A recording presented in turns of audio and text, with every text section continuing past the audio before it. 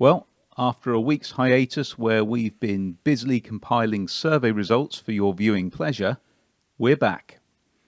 I have indeed been busier than a busy person who's holding down 3 jobs and has just taken on an additional night school course in busyness from the University of Busy.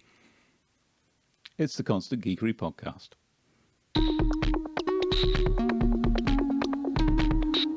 So, you've been a bit busy recently then, Dave? Fairly busy. It's really a rhetorical question because I have also been busy. What have you been busy with? Well, work and YouTubes and data and all sorts of different things, actually.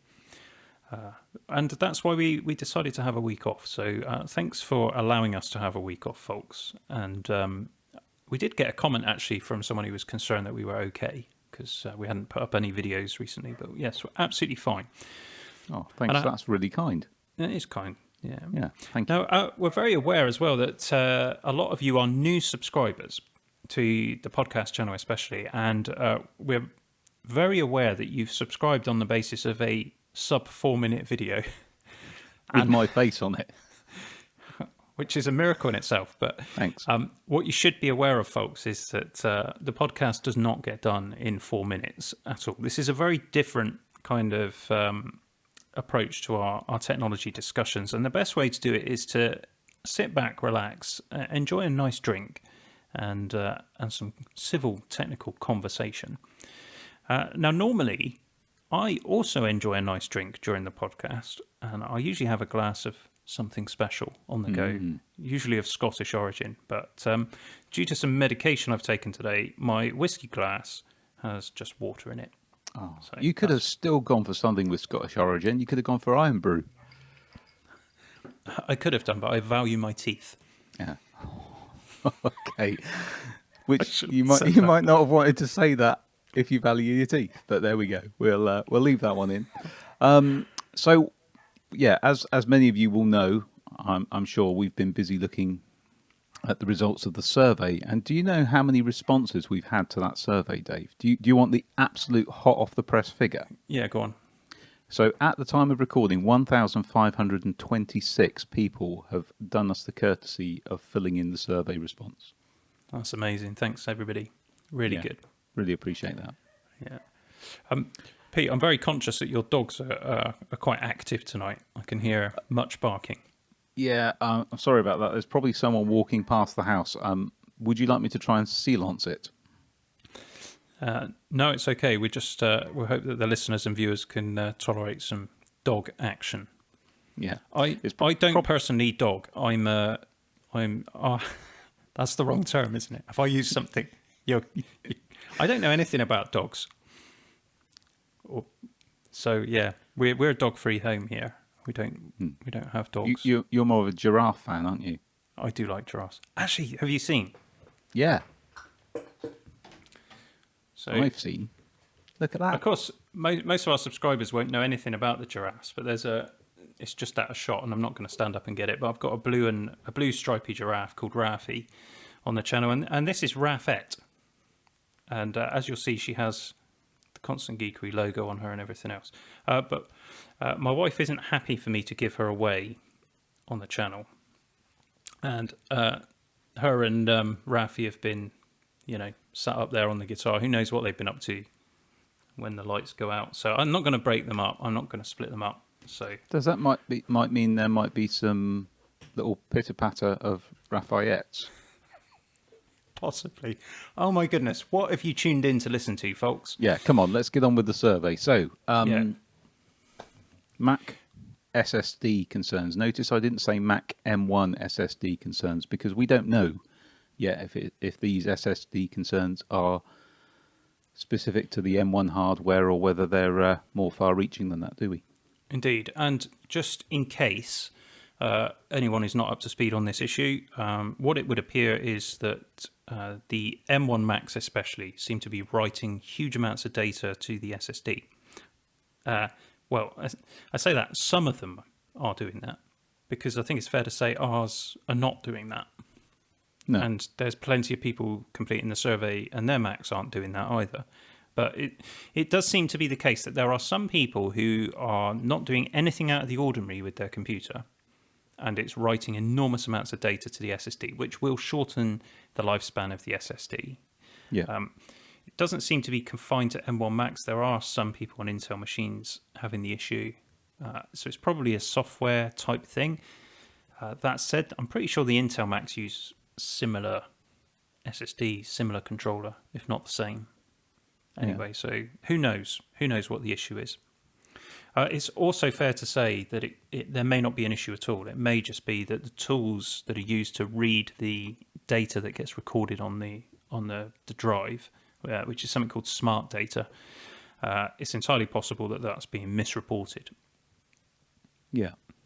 So it was interesting, actually, during the survey, some people who were very kindly submitting their results for older SSD machines, some going back as far as 2012, 2013, weren't even getting the same metrics, I suspect, because there wasn't a standardized set of metrics to report on when SSDs became more mainstream. So thank you for doing that. That's probably why. So with our survey, I think, I'm going to do an update video on the main channel this week where I'm going to share a couple of insights, which we'll probably share during the podcast as well, because I suspect far fewer people will watch the podcast than the main channel.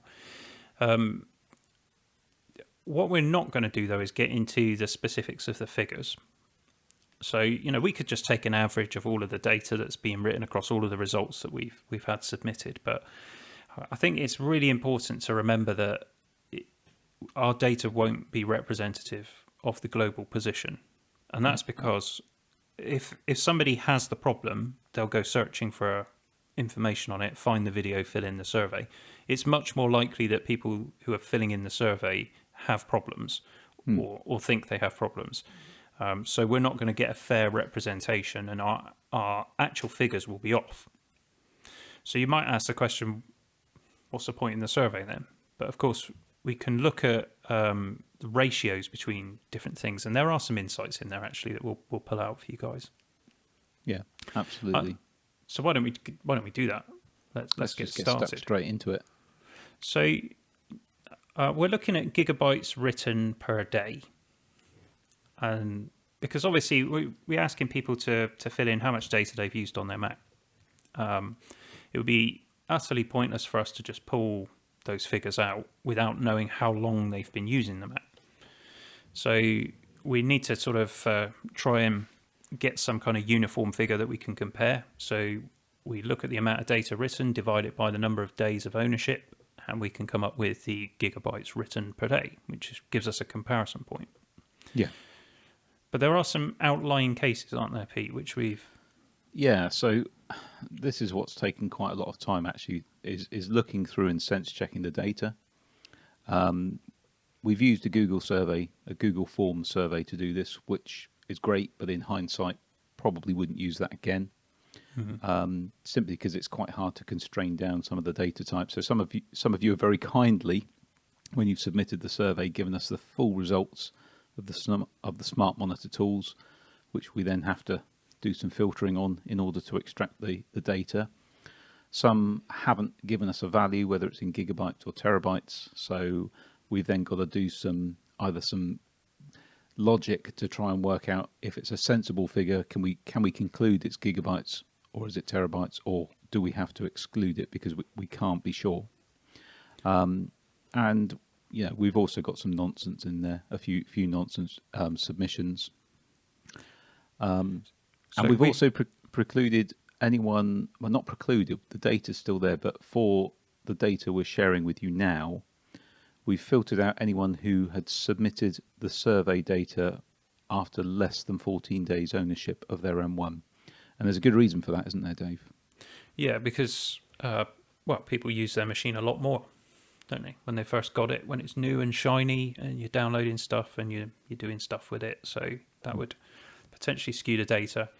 I think it's fair to say as well that the other metric we asked for was the percentage used figure from the smart data, and it's obvious that some people are pulling in the wrong figure for that. We had a load of people who've put in 99%. They're reading the wrong line, unfortunately. So we have just filtered that data out as well, because I now don't have confidence in it. So we did try to make it as easy as possible, but at the end of the day, it's easy to see how you might get confused.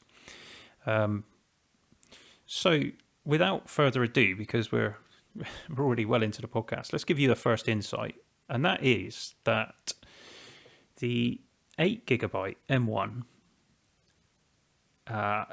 is about twice as bad as the 16GB M1 for gigabytes written per day. In other words, the gigabytes written per day average is double on the 8GB compared to the 16GB, which is not a surprise, is it? I don't think so. We know that the 8GB uses the swap file quite a lot because it's not got any headroom. It has to do that in order for it to perform with what it's doing. Whereas obviously the 16GB has more memory available to the system, therefore it doesn't need to use the swap file as much. Yeah.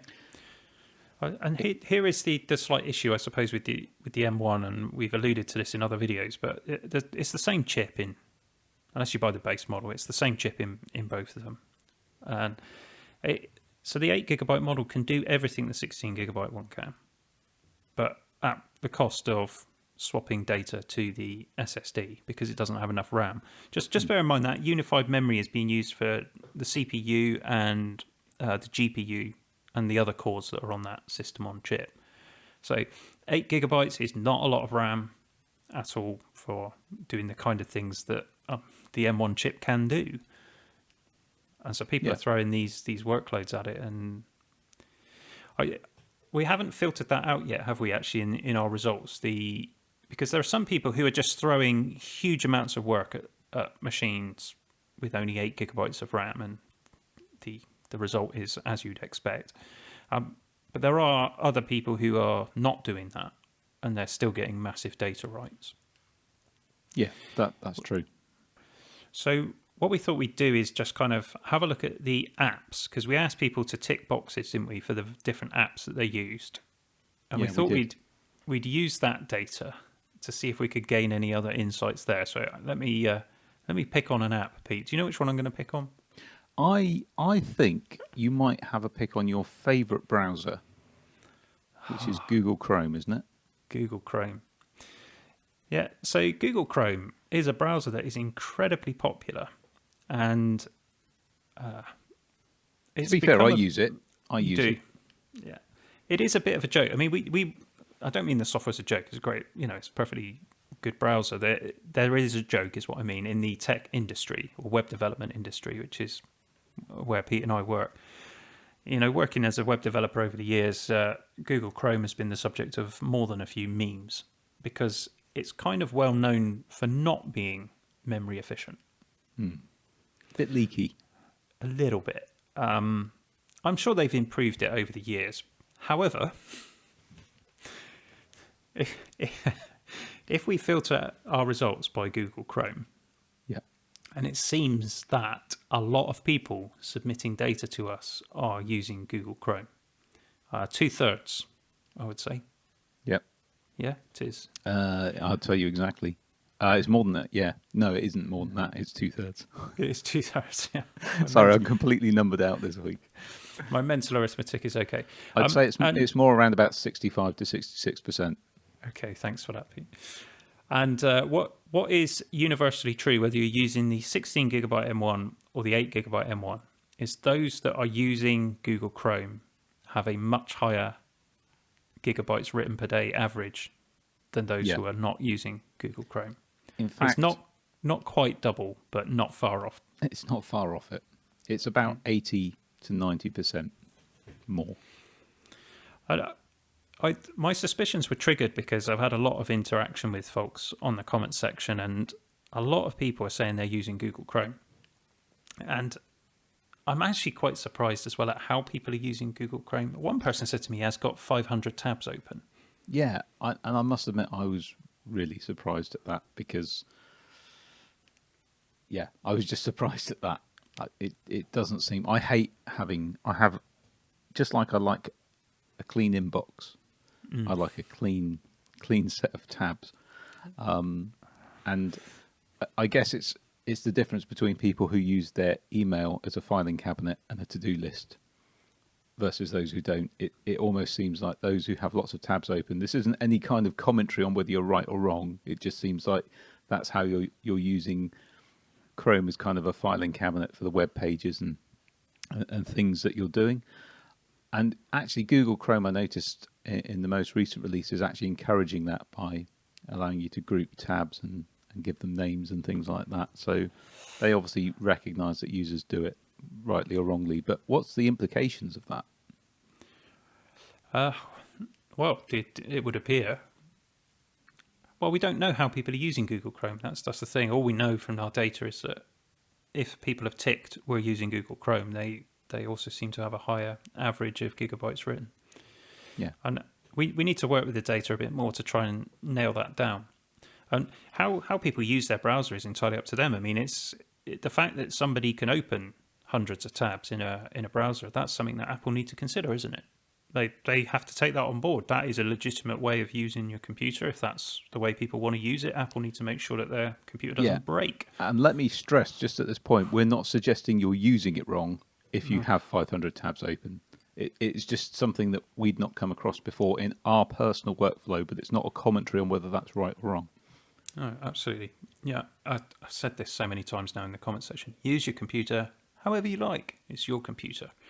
There we go. We'll talk about that in a moment, some of the comments we've had. I thought that was an interesting insight, though.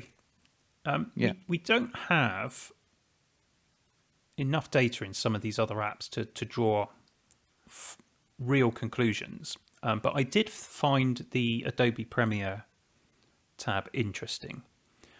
Now, it's a much smaller user base of numbers, so I think you've got to take this with a pinch of salt, but we're talking about 31 users of Premiere on an 8 gig M1, and we've got 14 on a 16 gig. And memory usage is gigabytes written per day is certainly higher on the 16 gigabyte if you're using Adobe Premiere, but on the 8 gigabyte, it's significantly higher, which again is exactly what we would expect to see because, video editing needs to write a lot of data in, and it's also going to use a lot more GPU, especially Premiere and DaVinci Resolve. They will use the GPU, so the GPU needs some of that memory as well, so it's inevitable with an 8 gig machine it's going to swap. So no surprises really, Pete. No, not at all.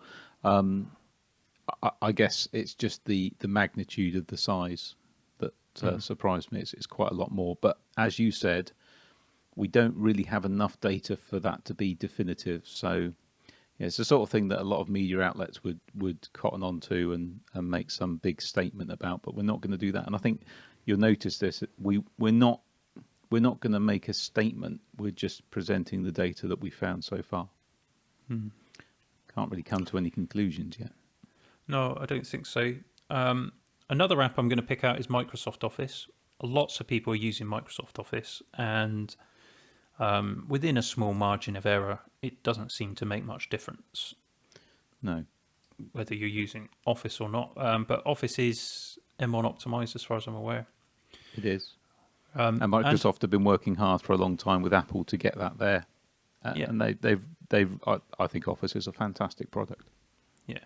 Yeah, I think there's a little Google Chrome accepted. When we look at the Adobe Apps data, obviously some of those apps are running through Rosetta, and Rosetta does seem to be a factor in this as well. If an app is being translated, so if it isn't an M1 optimized app and it's being translated with Rosetta, there does seem to be data being written.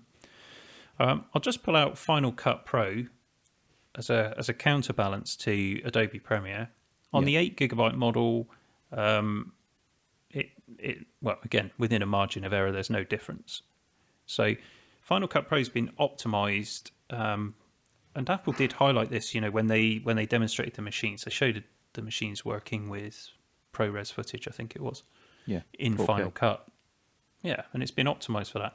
And, we said in the video that I put up on the main channel that I was talking about 4K editing, but I was specifically referring to professional 4K video editing. I'm not talking about, chucking some H.265 into Final Cut Pro. and doing a basic sort of chop on a timeline. That's not what I was referring to with professional video editing. So if you're a home user doing a bit of video editing, Final Cut Pro seems fine. That doesn't seem to be, according to our data, it doesn't seem to be an issue. No. And of course, it's making use of the specialist hardware in a lot of cases, isn't it, to do its job, which, as you touched on, things like DaVinci and Premiere at the moment don't. So, some interesting sort of insights. There's probably the few that we're ready to share at this point. There are some more in there, and we'll sort of trickle those out once we've had time to properly sense check the data. We don't want to make mistakes here. No. I just want to come back to Google Chrome. Somebody made a comment on the channel, and I haven't had a chance to test this yet, so I will try and test it. But perhaps you guys, if you feel up to testing it, be interested to know. But one commenter said that on Google Chrome and Firefox, if you're watching YouTube, it streams the video that you're watching and buffers it onto the SSD, whereas Safari doesn't do that. Interesting. Now, I assume that he's watching Activity Monitor or whatever whilst he's running those apps, but maybe that's something that we ought to try it out. So I just wonder whether some of those Google Chrome users are watching a lot of Netflix or YouTube or whatever, and that's just chewing through disk. Interesting. Yeah. So I don't know that we want to share anything more particularly at this point. And I think it's really important to say, if you've come here expecting us to sort of give the complete lowdown on the entire data, the reason we're not is because there is a lot of data there. We've had to do a lot of work to just make sure, sense check it, as we've mentioned. And I think we've got a newfound respect for statisticians and those who do this professionally all the time. I'm not afraid of a spreadsheet. I'm not afraid of normalizing data. I do it a lot for my job. I've done it a lot in the past, but this is a lot of data, and we want to make sure we get it right, because we don't want to jump on the sensationalist bandwagon. So we're not deliberately drawing out to get more videos out of this. We're doing it because we want to sort of be methodical in our approach, which is kind of a hallmark of constant geekery. And I think we should say that we'd like to open the data up. There's a couple of bits that we won't open up, like the people were able to just write anything they wanted into the notes field, and so there could be personal data in there, so we'll exclude that. But the raw data itself, we'd like to open that up for download so that everybody can just take it and make use of it, and hopefully it's of great value. Before we do that, we'd also welcome any support from people who are let's see if I can do it, statisticians, or who are used to using this kind of data. If you want to get involved, drop us an email to podcast@constantgeekery.com and let us know your credentials. Obviously, we're not just going to dish the data out to anybody because our reputation's at stake. So we need to be able to check that you are someone who's skilled at those kind of things. And we'd appreciate some help getting the insights out, whatever they reveal. I think one of the things that I'd really hoped to figure out from this is whether or not there actually is a big issue that we need to be worried about. And I'm not sure I can definitively answer that yet. Do you think so? I think we can do some preliminary drawings, which is that there are a few cases of people who have written the percentage used figure on their SSDs is abnormally high, and at that rate, if it was to continue at that rate, and of course we don't know if it's linear, that's another thing to mention about this, but at that rate, if it was linear, and with another caveat, assuming of course that the moment they reach 100% their drive dies, which it won't. That's another thing that the media outlets are conveniently forgetting. Your drive is not going to die once it reaches 100%. It will probably carry on for long after that. So yes, there are some in there, but there's a lot more on 0%. Yeah, there is. And bear in mind as well that it's more likely in our data that we'll have people with the high rights. So I think for most people there isn't a problem, but the situation is, and you've alluded to this, Pete, is that the tech media outlets are going a bit nuts with this, a little bit irresponsible. Would you say? I would say so.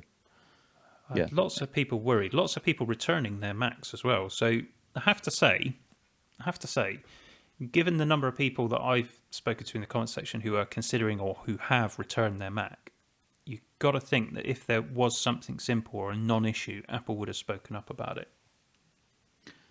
So what you're saying is silence perhaps indicates there is a bigger issue. Possibly. Yeah. But, yeah, I have to sort of double down on what you've just said there, which is it's irresponsible to be making a big hoo-ha and fuss until there is some real, proper data, as opposed to some outliers, because that's not fair to all the people out there. It is serious. We take it very seriously. You've spent your hard-earned cash on your M1 or whatever it is, and of course you don't want to be panicked. And that's another reason why we don't want to just release the data in bulk without properly analysing it and without the help that we've asked for, because we don't want to compound that issue. No, absolutely not. So hopefully what we've given you so far has been interesting. I'll obviously present that on the main channel. Obviously, if you're listening to the podcast on iTunes or Spotify, if you want to check that out, it's the podcast channel is youtube.com/The Constant Geekery Podcast, or you can go to youtube.com/Constant Geekery. So at some point this week on the main channel, I'll do a brief update video with some graphics and an explainer just to try and share some insights. One thing we did wonder is whether Apple would fix this with a software update, and they did release 11.2.3, and that is the 6th update, I think, since the original release of Big Sur. Yeah, we were talking about that earlier, and of course, Big Sur is a major release, isn't it, of the operating system? So we're seeing a lot of updates very close together, like you say, 6. I don't know how that compares. It would be an interesting thing to do maybe between now and the next podcast, how that compares to previous OS updates between major versions. But obviously this is a major version because they've gone from 10 to 11. And is that compounding the issue? Is this a Big Sur issue? Lots of updates. Again, not saying there isn't a problem, but is it a collection of things contributing to it? Yeah, well, obviously doing a major OS update writes a huge amount of data because it's doing all sorts of stuff, so that doesn't surprise me. Anyway, I thought what we could do is put a poll on the channel, so I did that just to see. So I just said, have you installed Big Sur 11.2.3? And if so, what has been the effect on your swap usage and amount of data being written to your SSD? 3 options: less swapping or data being written, no difference, more swapping or data being written. 75% of people say no difference, 10% say more, 15% say less. So that's got 661 responses. So I'm fairly confident in saying 11.2.3 hasn't fixed an issue, if there is indeed an issue. So who knows? We'll have to wait and see what happens with this. Apple could come out and make a statement. It's not like them to do that. They'll probably quietly fix it. Yeah, but we'll have to wait and see. I mean, one of the things I did wonder is this just the way that the M1 operates, and that they've allowed for that? Well, it's entirely possible that the SSD lifespan is way longer than everyone thinks it is. There are SSDs out there that can last an enormous amount of time. So everyone's expecting it to be like a consumer grade Samsung, which are brilliant drives, but compared to enterprise grade stuff, they don't last as long. Simple as that. I have to say, and I think if you are worried about this, you search the web for older MacBooks that have got failed SSDs.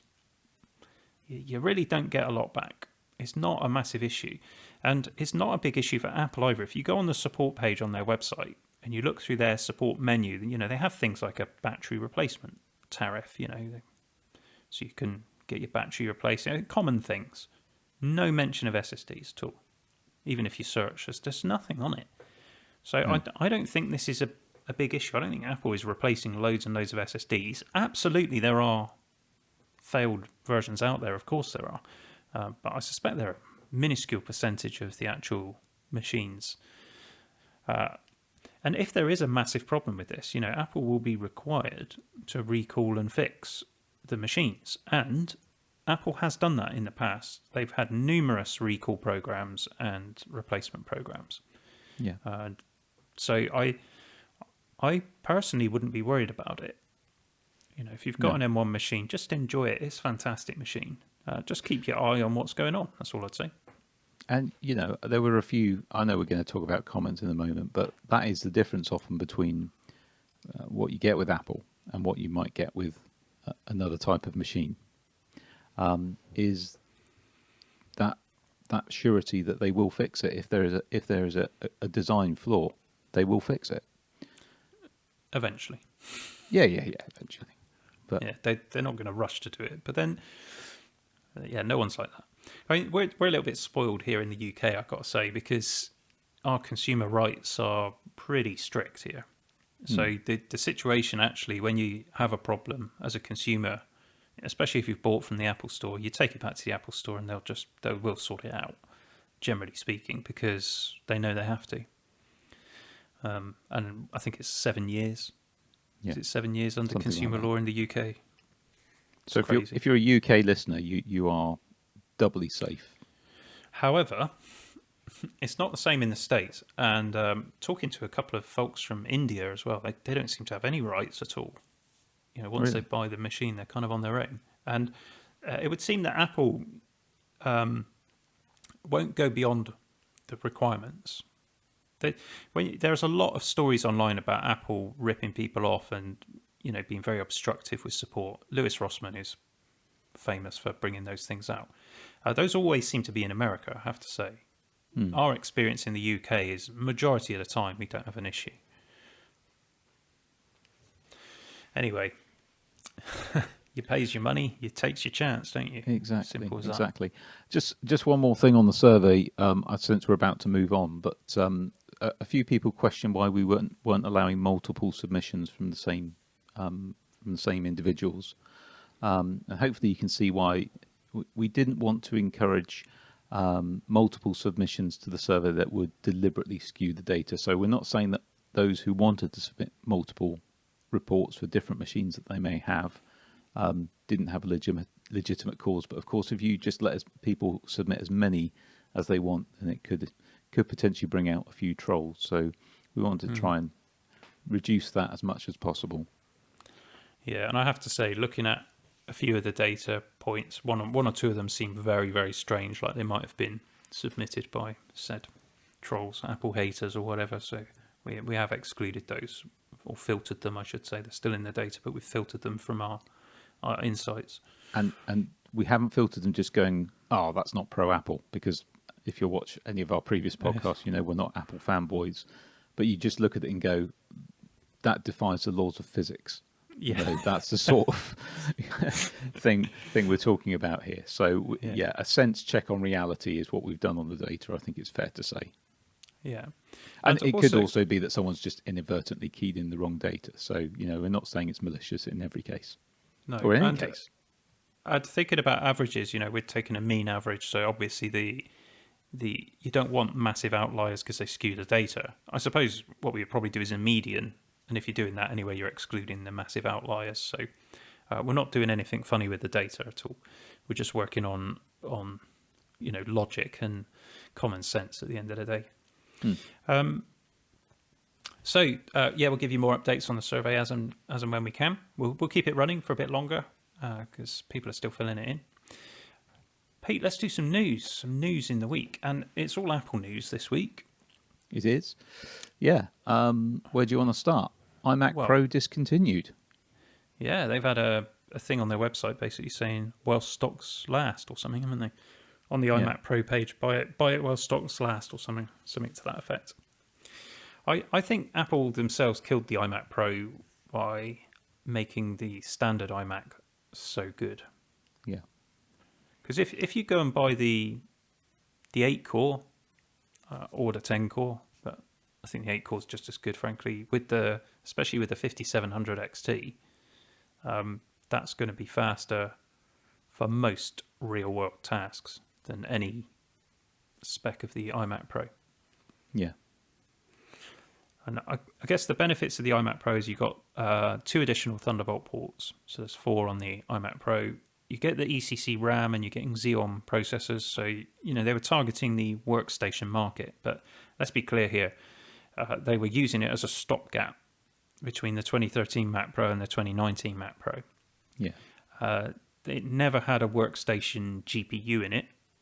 It was, I think the top one is a Vega 64, which is, consumer grade. I don't know whether they did anything special to it. So I think the kind of person that would be desperate for a workstation and want those kind of error checking RAM features and other things probably isn't going to buy an all-in-one like an iMac. I think they're more likely to buy a tower that can be upgraded. So, although it did come in a sweet gunmetal grey. Oh, it looks so good. It does look good. I nearly bought one. Did you? I nearly bought one because there was a refurb one I saw which was at a reasonable price, but I couldn't bring myself to do it. It was not long after we'd bought the 8-core i9 iMac for the studio. Which is a beast. Yeah, it's so fast. I mean, I used that to edit a week ago. We were doing some editing work. It was just, it's great. Really good.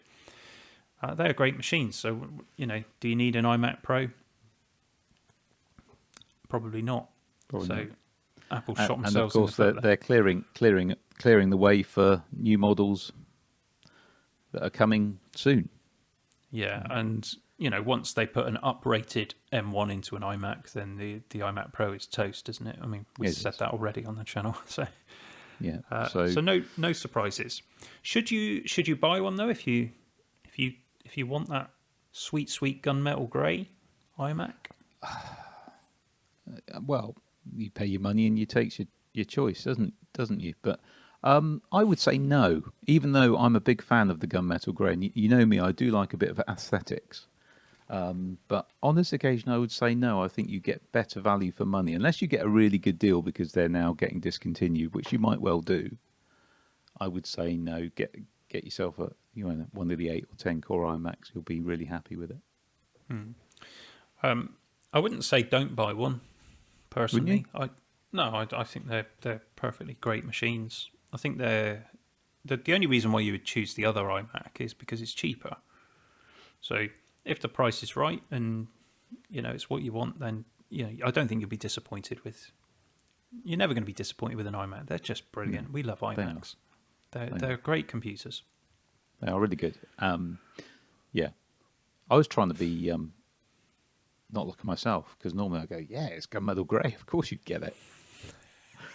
So I'm trying to be more objective in my reasoning here for all our new You're just hoping they subscribers. bring out all those lovely colours so you can have a pink one. Oh, who wouldn't want a pink iMac? I've already got a pink MacBook Air, so who would want a pink iMac to go with it? Anyway, that's not the only thing Apple have discontinued, Pete. No, they haven't. They've discontinued the HomePod after just 3 years. What a mystery that sold in such high quantities. It was selling like hotcakes, wasn't it? But no, they're going to be focusing on the HomePod Mini, which I think has been more well received. It's at a more sensible price point. Mm-hmm. I think when you looked at the HomePod and you compared it to offerings from people like Sonos, I know where I did put my money into a Sonos rather than a HomePod. Whereas they should have been, which they are now doing, targeting the Google Dot, is it, and the Alexas and all that kind of malarkey. So yeah, and it is cool, if you're comfortable with Hey Siri and all that kind of stuff, which is just becoming part of normal life now, whether you like it or not. Then what the HomePods can do for you if you tie it into the whole Apple ecosystem, the HomePod Mini, I should say. The demo we saw at the last Apple event looked pretty impressive. Yeah, so if you like that sort of thing, it's not for me. I'll be honest. I don't like the idea of a device listening, but I'm probably just being a little bit conspiracy theorist there. There's probably nothing to worry about. Yeah, I think it's one of those things that I came to the conclusion that even if I turn it off on my device, everyone else has got it turned on. So There is that. as George Orwell once said, I think it was, if you can't beat them, join them. I think that was him that said that. Okay. Good. Well, another chance to potentially acquire some new Apple stuff. Some people are saying that there is going to be an Apple event in March, and traditionally March that is 23rd. Yeah, so that's come from a leak, which someone who's usually quite reliable. It's normal to have an Apple event around March, so we're thinking AirTags, new iPad Pros, and possibly some more AirPods, and maybe an Apple TV. Yeah. Not convinced we'll see any Apple Silicon Macs being announced. No, I'd really knows? like to. I'd really like that to be a one more thing, but I think it's too soon. And I think all the noise is that perhaps some of Apple's lineup have been delayed. They have been caught by the supply challenges around the world that have affected, the likes of Nvidia and so on and so forth with their rollout of things. So there's talk of things getting pushed back a little bit, which is a shame. And it would be nice to have some more Apple Silicon to get our hands on to play with on the channel. But it will come in time, and in the meantime, we'll see what they come out with. Yeah, I'm enjoying playing with some other things. After we did the video about Intel's Evo chips, I have acquired a laptop with an 11th generation Intel chip in, so I will be doing some testing. You got against yourself the an M1. Evo laptop, have you? No, it's not an Evo laptop actually, Right. but it does have an 11th gen. Not got the razor thin bezels.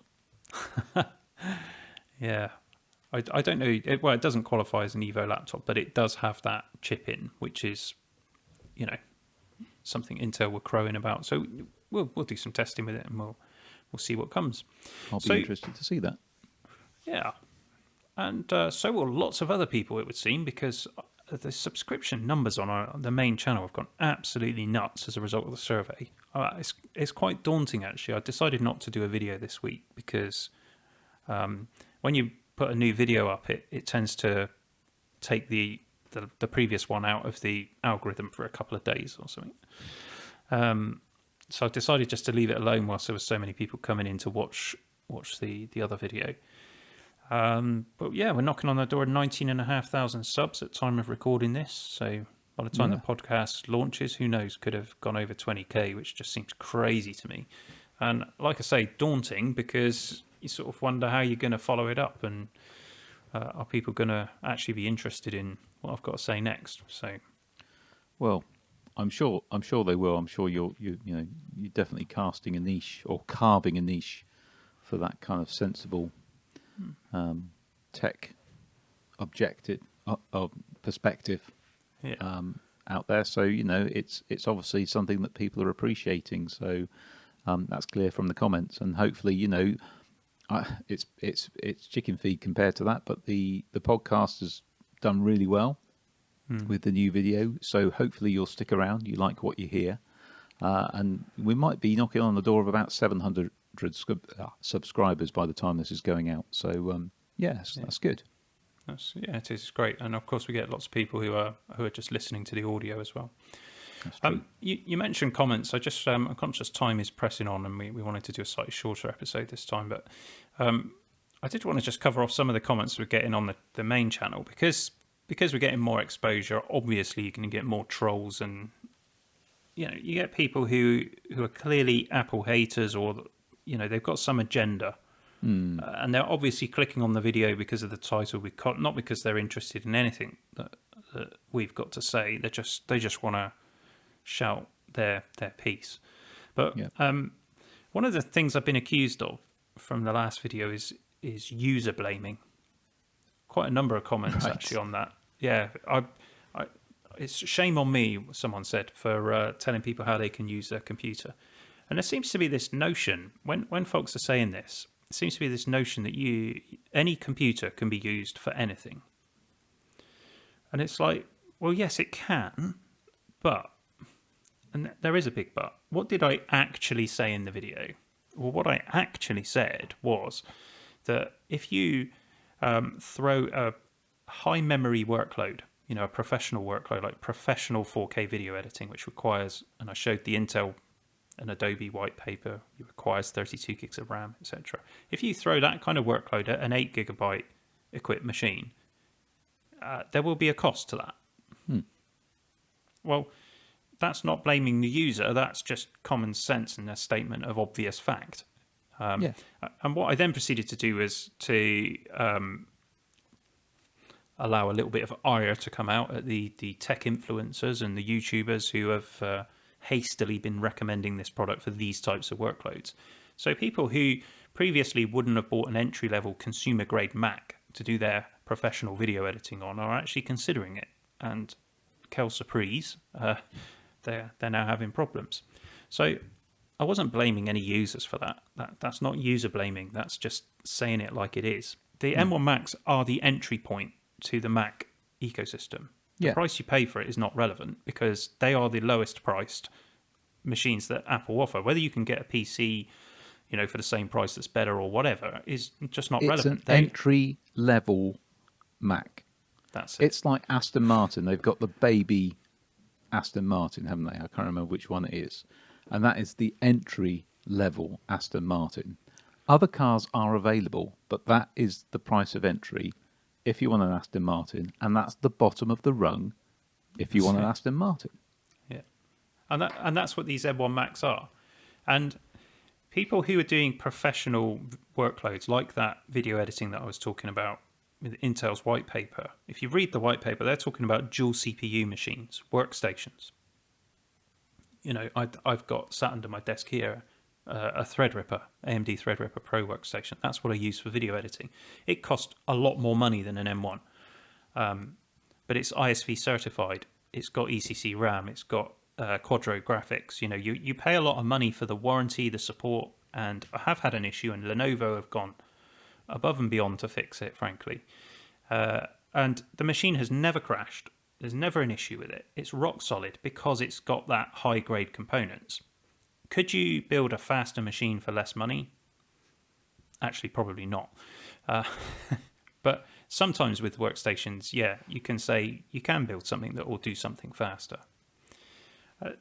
But there are different machines for different jobs, and there's a whole spectrum of machines available. And Apple are going to bring out different machines. They're going to bring out mid-range machines and enthusiast machines. They're going to bring out pro machines, workstation grade stuff. So there will be a whole range of things. And when you are in the future considering which Mac to buy for your professional workload, are you going to pick the bottom of the range 8 gigabyte MacBook Air?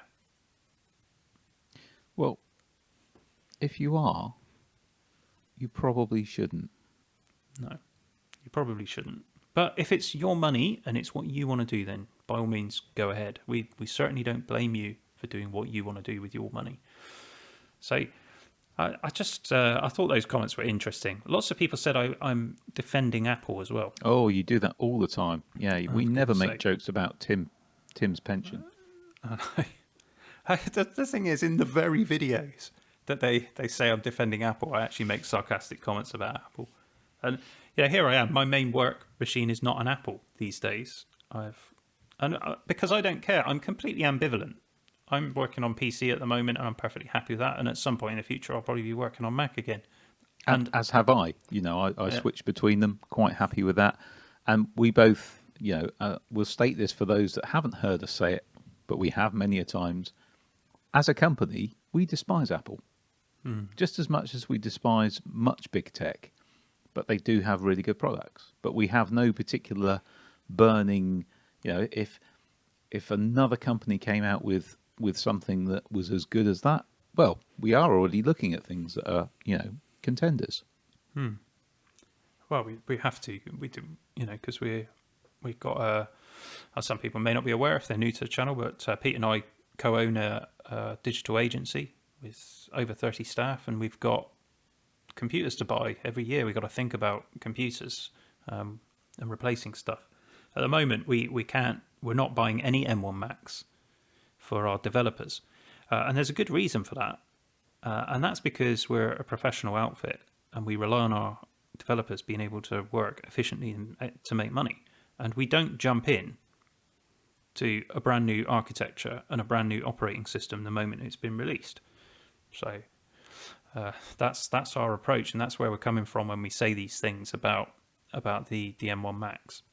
Yeah, I think if you come to Constant Geekery looking for polarization, you won't find it, because there's good and bad in everything. And why do you have to always be, I'm in the Apple camp, or I'm in the Windows camp, or something else? It's like, just celebrate tech, celebrate things that are good in each, and enjoy it. It's tech, it's geekery. Enjoy that. Absolutely. And so I will defend Apple if they deserve to be defended. And if they don't deserve to be defended, then I absolutely won't. And when it comes to soldering SSDs onto a logic board, there is no defense for that. So just to be clear, I haven't been defending that behavior at all. But I don't understand why it's suddenly a massive thing. Apple started doing that in, 2016? Mm-hmm. They've been soldering SSDs onto that. So that's what you get with Apple. If you go into buying a Mac and it's an M1, it's soldered on memory, it's soldered on SSD, and you choose to buy it anyway, well, that's your choice, isn't it? You can't then go and argue, well, Apple this, and I've made a mistake. How dare they not make it user upgradable? If only I did know. Yeah. I was trying to an interesting exchange with a chap, and I was comparing the use of the 8GB M1. I said, you can drive your car everywhere you go, and you can floor it. You can redline your car everywhere you go. That's your freedom of choice to do that. But it won't last very long if you do. And his response is, well, no, an SSD is a user serviceable component like tyres. So it's like buying a car with tyres you can't change. It's like, okay, well, let's forget the fact that SSDs don't need to be changed multiple times during the computer's lifespan like tyres on a car do. Let's just ignore that. Let's go with your new analogy. If you choose to go and buy a car with tyres that cannot be changed, and then embark upon a 30,000-mile journey, at high speed, is it? Redlining it all the time across rough terrain, and then you end up with a knackered car. Well, whose fault is that? Yeah, okay, you can go and blame the manufacturer for not making the tyres changeable, but you flipping bought it, knowing that. So whose fault is it? So maybe I am blaming the user. I shouldn't have said that. Probably just undone my whole argument.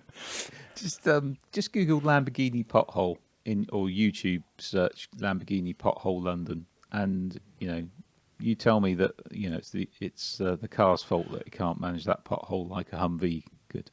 Do you know what I mean? I'm not saying the M1 is like a Lamborghini and something else is like a Humvee. I'm just saying pick the right tool for the job. And if you're doing professional workflows, then an M1 probably isn't it. Or at least an 8 gig. In fact, an M1 probably isn't it. Which is why the vast majority of professionals who are actually relying on it for their work haven't switched to M1 yet, except like we have, to explore the technology. We're not, I've still got my MacBook Pro 16-inch daily driver here, and that's what I'm sticking with. It's funny, I saw a YouTube video the other day come up in my feed saying, after using M1 for 2 months, I've switched back to Intel. That was the title of the video, and it's like, yeah, so have I. Big. Why? Why is that such a? Of course, maybe I'm spoilt because we do have the luxury of being able to do that. But the point is, you need to do your research, and if you're an early adopter of anything, you're gonna have problems. Yeah, and we said this long before the M1 came out. We said if you rush in early, and we did, we ordered it on the day it was released, and I knew full well what I was getting myself into. And we even you even said that to me about being Apple's beta tester and everything. We know that we go in with our eyes open. I think the average consumer that probably doesn't know that, but then I would say the average consumer probably isn't. That's nothing to worry about. Yeah. I think we don't want to jump to any conclusions. But looking at the data here, I think the average consumer has nothing to worry about. Yeah. So here's another comment that I get. as well. I say lots of people, a few people like to bring up Lewis Rossman. And if you've never watched any of Lewis Rossman's videos, he's a very talented repair guy who's very frustrated by Apple's constant, stupid attempts to stop people from repairing products, which is ridiculous. But let's not get into that here. So Lewis obviously is not happy with Apple, and he makes lots of comments about the poor engineering choices that Apple make.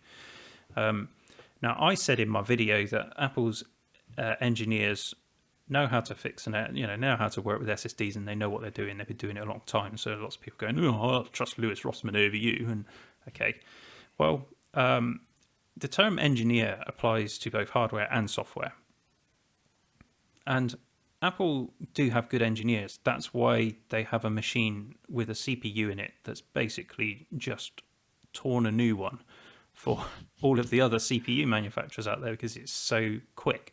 You seriously trying to suggest that Apple engineers are completely deluded or don't know what they're doing just because they make a decision to solder an SSD on? Which, yeah, okay, we all know why Apple chose to do that. What? Why? Oh yeah, right. The filthy lucre, Pete. So no money. Mo money. Yeah, of course they did. They can argue it, security and privacy, this and all the rest of it, but yeah, mo money. That's why they do it. But that doesn't mean the engineers don't know what they're doing because the greedy marketing people at the top are making decisions. They clearly do know how to engineer a good product. They make mistakes. Guess what? So do everybody. Every human being makes mistakes. So that's life, unfortunately. So I don't buy any of that stuff. Apple do have talented engineers, and they have spent a lot of time with SSDs. I'm sure, they'll fix whatever has gone wrong here, and they're capable of doing that. I thought those were mildly amusing, including some personal attacks on my facial features as well, which has been utterly delightful. Utterly delightful. There's no need for that. We're all what we are. We can't change it. Goodness sakes. Can't send the genetics back, unfortunately. I'm stuck. This is unfortunately the way I look, and I have to deal with that. So I don't need anyone else on my case over it. But the vast majority, and I do mean the vast majority of people who comment on the channel, are just absolutely lovely. So thanks, everybody. Love talking to you guys. Really appreciate all of the support. It's been absolutely fantastic. And if you're one of the ones that don't fall into that absolutely lovely category, well, we probably don't need to worry because it's clearly obvious you don't watch the videos anyway. So true. So, despite trying to make this a shorter podcast this week, I think we have to profusely apologise and say we are rudely knocking on the 1 hour mark, which is kind of par for the course with the Constant Geekery podcast. But we have tried to, we've swapped things around. We've just gone straight into what you were here for. If you're still listening, thank you. Of course, there's a couple of things that our regular podcast listeners might notice are missing this week. Yes. Well, I didn't have a drink, but then we did explain that. But then you normally. You get involved in some sort of gastronomic delight at the end of the podcast. Yeah. So Pete's Eats is a feature of the podcast where you lovely subscribers and viewers suggest things for me to eat, and we have had some. I particularly wanted to put a shout out to someone whose name escapes me at the moment, but the tuna and the lemonade ideas haven't gone ignored. Please don't think that it's a question of sourcing, particularly the drink one, and also just making sure it produces. Dave's keen for me to have the horrible things first, whereas the tuna one actually sounds quite nice. And I'm not opposed to a bit of meat. So anyway, we're not going to do a Pete's Eats this week because we've tried to keep things a bit shorter. But normal service will resume next week. And if you've not seen Pete's Eats, you'd like to get involved, have a look back at a few of the previous podcasts, and by all means put a suggestion in for some amusing, weird thing that you might like to see me eat on YouTube. I can't help but recall that a couple of weeks ago when we did our last podcast, Pete, you rashly volunteered. No, sorry. You rashly volunteered. Yeah, Pete's Eats will be back. Pete's Eats will be back next week, guys. What were you saying, Dave? Nothing. Something about something. Our regular viewers will know what I'm talking about. And if we got to 1,000 subs by the end of March 2021, I would eat dog food on Pete's Eats. And I So, stand by that. But okay. I do feel like I've been a bit stitched up because the day after I do that, Dave comes to me and says, I've got this idea for a brilliant survey. People are going to love it and it's going to get us lots of views and subs. And I can't help but think that was deliberate. I don't know what you're talking about, Pete. Mm. Anyway, I don't know what I'm talking about half the time, so it's no surprise. We'd like to thank you very much for tuning in to the Constant Geekery podcast this week. Yep. Thank you very much for allowing us a week off last week. We do need to take a bit of time off from time to time. Pete and I are massively busy. Apart from our main business, we are sort of invested in a couple of other enterprises, shall we say, which unfortunately are all growing legs and arms. Plus the YouTube channels. Yeah, so Yeah. we're spread a little thin. 2.5. Yeah, and you know the normal cares of life that we all have. So yeah, thanks for bearing with us. Yeah, but we do expect to be back next week, and we'll have some more tech to talk about. And if we've managed to grab some more insights from the survey, we'll certainly share those with you as well. But in the meantime, hope you have a thoroughly good week. Stay safe, everyone, and we'll see you next time for the Constant Geekery podcast. Cheerio.